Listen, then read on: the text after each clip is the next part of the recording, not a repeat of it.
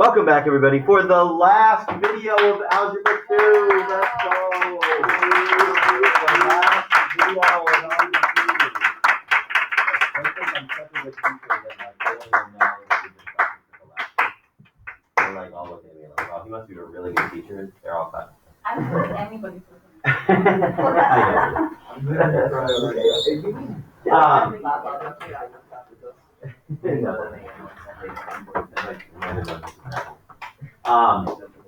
Okay. Oh, that's a good idea. What? Mrs. Wolf is having her students help her bring books down. Let's do it. Let's go do it. Maybe after we get done with the review. Maybe after we get done with the review. All right, let's go. Can we go outside? On our last day. No, we're not going to play baseball. Let's go do 23. Our last day of class, we're not going to play baseball? 23, not 21. It's kind of sad, don't you think? Well, let's get started so we can do labor. Yeah, let's get started so we can carry books. And quite possibly escape. No, you got to do today. Everybody's doing exam review. Yeah. I'm not Yeah, today's a good day. Today's a quality, educationally important day. No! Let's do number 31. Okay, so we're picking up with number 23 here. Same thing as yesterday, where I'm just going to go through the keys, answer any questions that you have. I'll go through anything that you need to see, and we'll go from there. So here is question. We did 22 yesterday. Question 23. Let me get a copy real quick. Question 23, top of the back. Composition. Remember, composition. If you've got these two functions and you wanted to find g of f of 2, that means you go inside out, right? So you find f of 2 and then figure out whatever f of 2 is, you plug that into g, right? So you take f of 2 and you get 2 to the third power is 8. So then you find g of 8, right? G of 8, because it's g of f of 2. F of 2 is 8, 2 to the third is 8, and then you say, okay, g of 8, and then plug 8 into this. 5 times 8 plus 8 is 48. Okay. Here's 24 over on the right side. A surveyor whose eye level is 5 feet above the ground determines an angle of elevation at the top of an office building to be 49.7 degrees. If the surveyor is standing 50 feet from the base of the building, what is the height of the building to the nearest foot? So the base of the building is 50 feet away. That's why you see the horizontal distance is 50. The angle of elevation, 49.7. Make sure you're using tangent here. And make sure you're putting the 49.7 in the correct spot. On the test, that was kind of an issue. Some people were putting 49.7 in the upper corner rather than the lower corner. Angle of elevation is always made with a horizontal in the line of sight. So you say tangent of 49.7 is equal to x over 50, and then you just multiply the 50 over to the other side, and you get 58.957. No, I was right, 9.7. And then you add the 5 back on. Remember, eye level is 5 feet off the ground. So you add that 5 back on. Looks like my answer should be 64 feet altogether, rounded to the nearest foot. Number 25 on the left side. Number 25. The measure of the reference angle for negative 115 degrees. Remember that a reference angle is always made with the terminal side of the angle, where it lands, and the x-axis. So if I've got a negative 115 degrees, that means I'm going to go clockwise into the fourth quadrant, down past the y-axis, and into the third quadrant, 115 degrees. So basically, all I really want to do is find this blue angle in there. That's what I'm really looking for. And again, there's no real set equation to use. That's why a lot of people get really frustrated with reference angles, because it's like, tell me what to do. No, you have to figure that out. You have to just geometrically say, okay, like, how do I figure out what the measure of that blue angle is? Well, in my mind, I say 180. I know this full rotation on the bottom is 180. So you just take 180 minus 115, you get 65. That's the measure of the reference angle.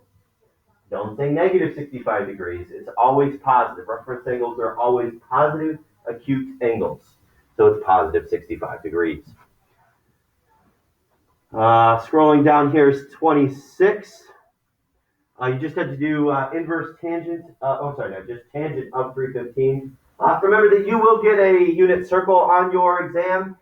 So basically just looking here at 315.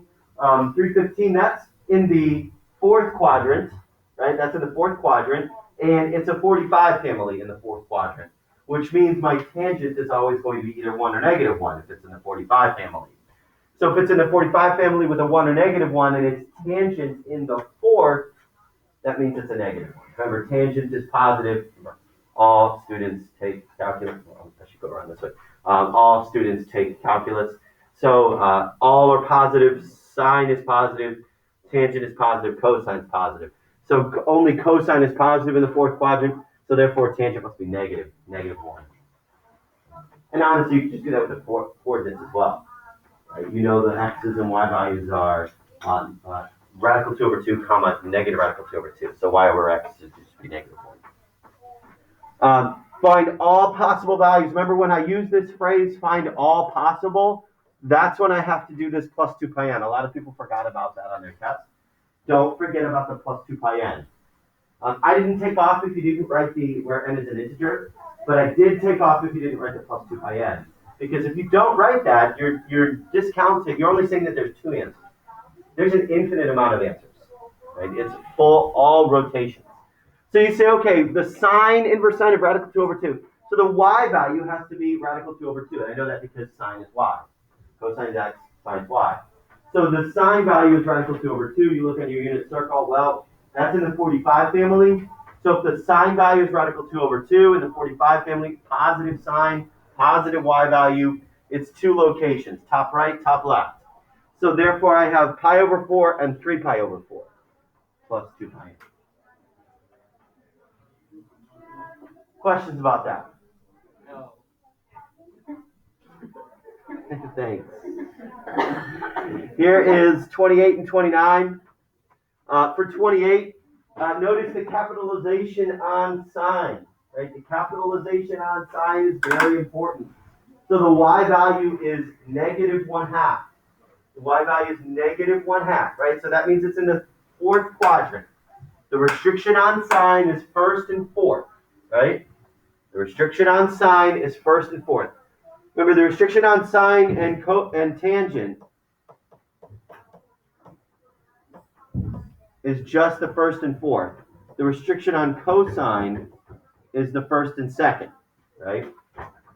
So that means that if I want negative 1/2 as my y value, I know that it's down here, right? And 1/2 as the y value looks like it's my 11 pi over 6, right? 11 pi over 6. But don't say 330 or 11 pi over 6 because remember the domain for capital signs and tangents is negative 90 to positive 90, right? So what's a coterminal angle with 330? It's within that restriction, negative 30 degrees. Or in radians, negative pi over 6 radians. Number 29, this is the one where you got to break out your calculator. You do inverse sine of 0.8, and inverse sine of 0.8 looks like it'll get us 53.1 degrees.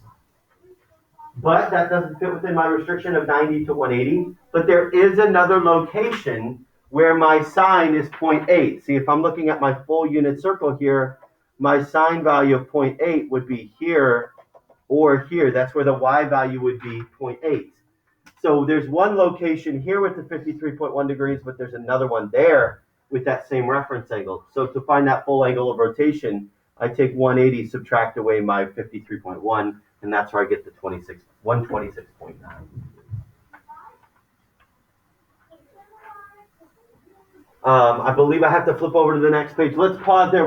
Any questions through 29? Anything you want me to go through again? Any questions that you may have? Again, you'll notice that it's kind of trig heavy. The exam is going to be a little bit more based on chapter 13 because that's the stuff that's most recent. Let's take a look at number 30. Given, that's 31. A triangle has side length 4 and another side 9. The angle between them measures 78. Find the area. Okay, that's 1/2 AB sine C, right?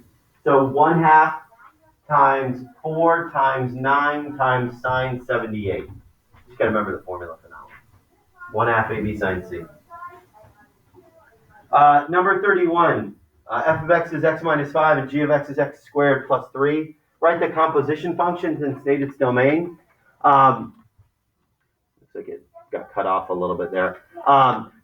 So if they're both polynomials, I don't need to worry about the domain at all.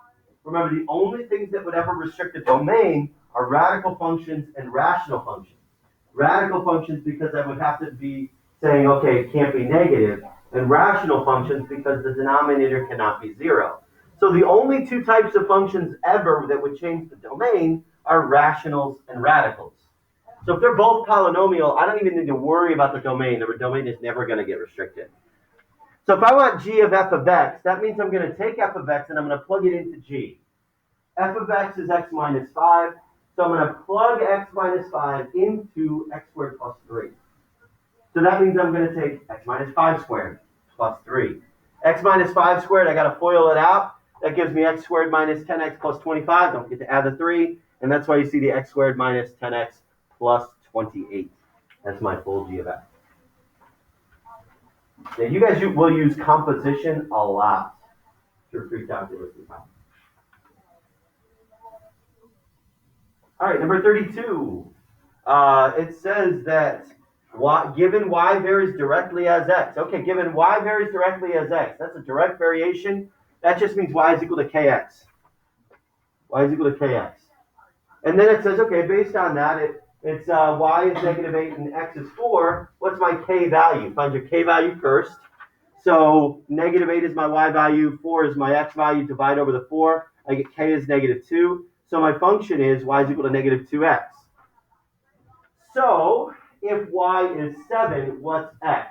Well, divide over the -2, and I get -7/2, so -3.5 would be fine as well. Just as good. Fraction or decimal, doesn't matter. 3 more to go. Okay, people. On 33, on your tests for the one like 33, there was some really funky graphing going on. Like people were just like graphing completely wrong. Like all I'm asking you to do is put a point out in space at -5, 3. And I got some really funky diagrams going on. It's like, what? I was like in the twilight zone for a minute. I had to like check that my key was right for a minute. So here is my coordinate out there, -5, 3. -5, 3. Plot the point. Make sure you include the negatives. Make sure you include the negatives. So we have -5 to the left, up 3. There's my terminal side of the angle. Remember, the theta that you're looking for is the reference angle of that terminal side. So therefore, I want to find sine, cosine, tangent, secant, cosecant, cotangent of that theta. Now, I've got to find my hypotenuse, and to do so, I'm going to take 3 squared plus -5 squared and get square root of 34. That does not reduce, nicely enough, that does not reduce. The one in the test, I think, did reduce. But so sine is opposite over hypotenuse, 3 over radical 34. Cosine is -5 over radical 34. Tangent is 3 over -5. Just don't forget to rationalize with the radical 34s.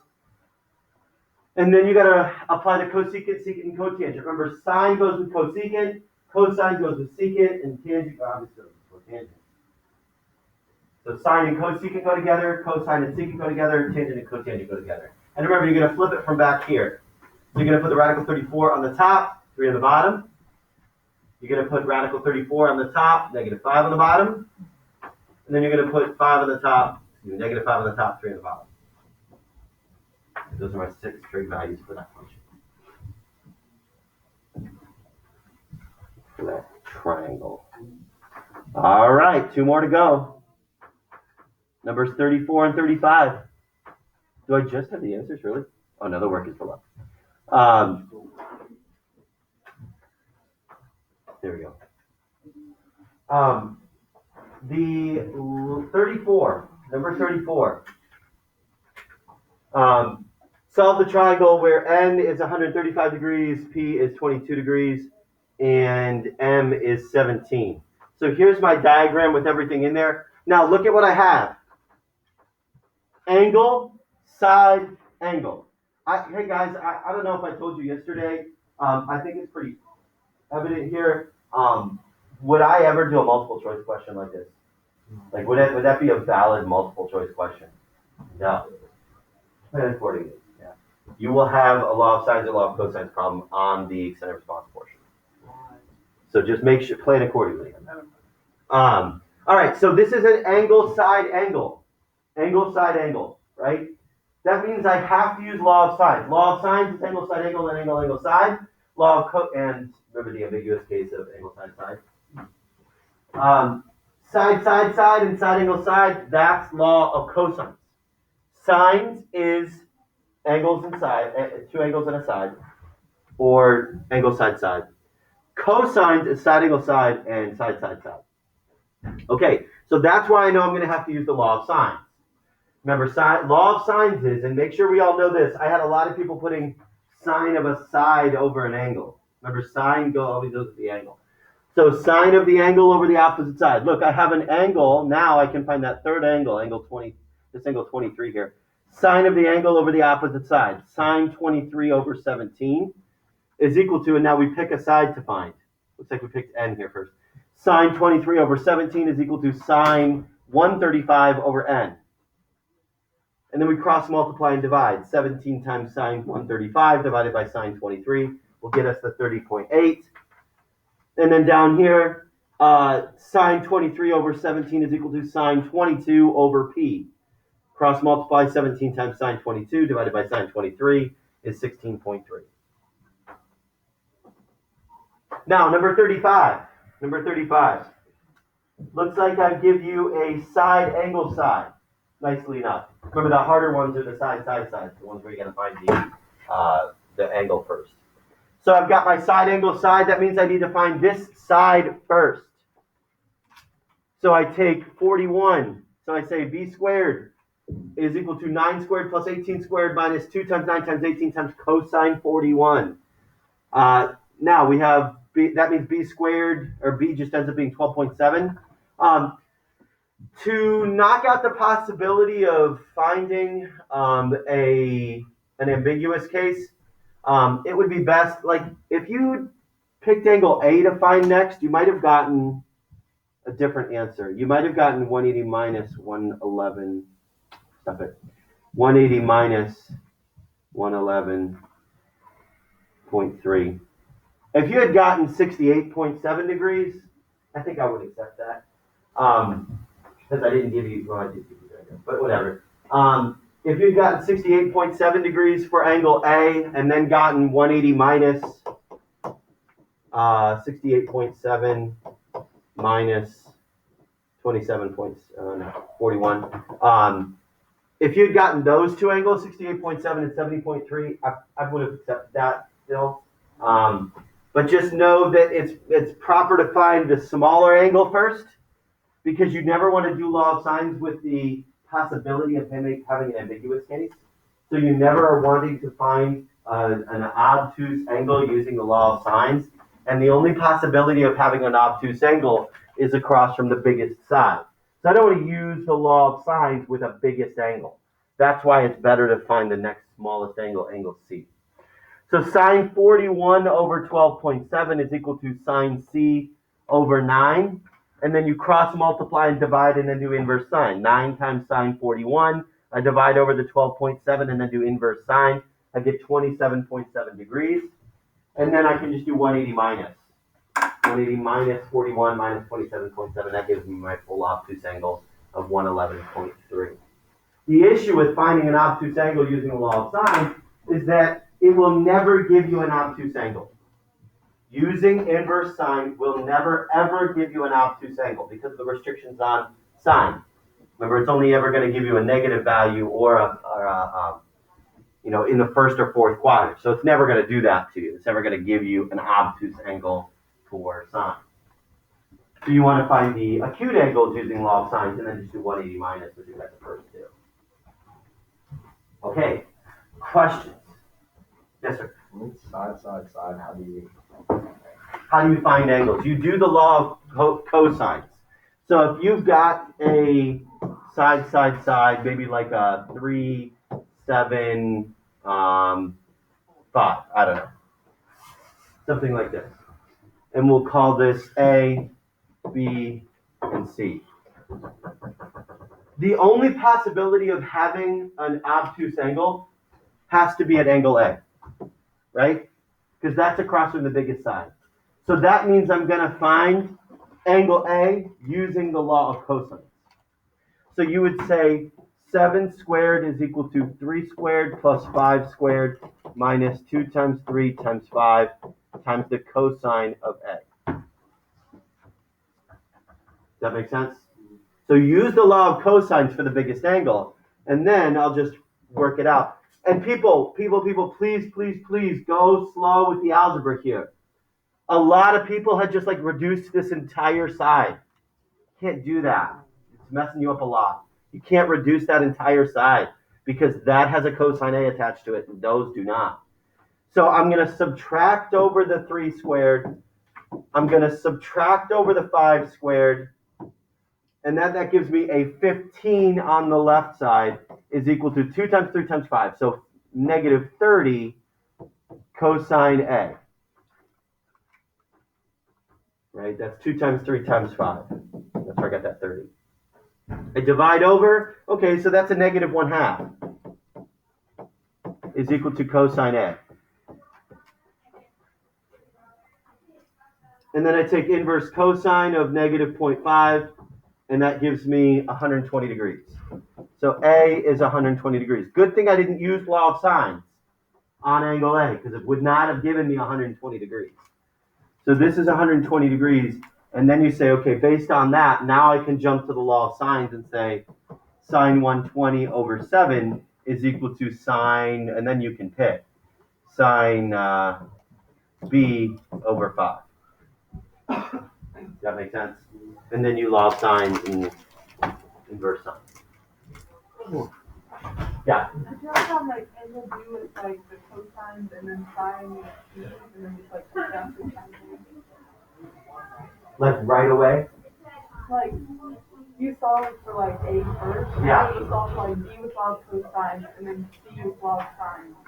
And then Yes, that is the other way around it. Yeah. If you leave, you either have to do it right away with law of cosines or leave it to the end and do 180 minus the 2 acute angles. That makes sense? Yeah, that is another way to do it. Yeah. How do you determine which side is the terminal side? In terms of what? Like for Which question are you thinking about? yeah. 33? Yeah, that. Oh, the terminal side is always from the origin to the point. When I reference the terminal side of an angle, so if I've got a point out there, maybe it's like 2 comma negative 4, right? The terminal side of an angle is always from the origin to the point. That's what this is called, the terminal side of the angle. It's like the hypotenuse of the angle whenever you run it out. Correct, yeah. It's always the hypotenuse of the right triangle. Yeah. And the theta that you always reference is the reference angle theta. Yeah. Luke? You make the triangle through the x-axis or the y-axis? You always make it through the x-axis. Okay. Always. Always. Because you want to include the reference angle in it. If you had made this triangle, there's no reference angle in there. Yeah. You know what I mean?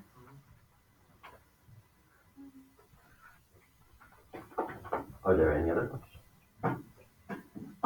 Anything else? Go on twice. Baseball. So let's do some manual labor. Don't say that, you're on the video. I mean, let's.